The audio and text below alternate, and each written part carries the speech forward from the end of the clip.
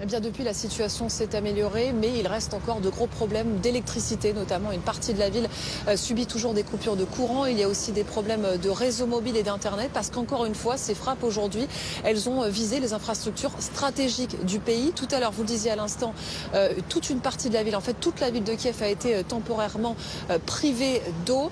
En plus de ces frappes qui ont frappé donc les infrastructures civiles, eh bien, il y a aussi des victimes civiles, puisque rien qu'à Kiev, 3 personnes ont été tuées dans ces bombardements, dont une jeune fille de 17 ans. 6 autres personnes ont été blessées puis évacuées vers les hôpitaux de la ville. En plus de Kiev, d'autres endroits ont été touchés, la ville de Lviv, la région de Poltava par exemple.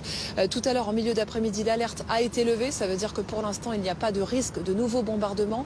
Mais la question qui se pose maintenant, c'est jusqu'à quand tout cela va tenir, parce que, on le disait encore une fois, depuis le 10 octobre, les Russes frappent systématiquement les infrastructures stratégiques du pays. Rien qu'aujourd'hui, la Russie a tiré 70 missiles de croisière. La majorité, 53, ont été interceptés par la défense antiaérienne, mais le nombre de ces frappes et leur fréquence s'intensifie.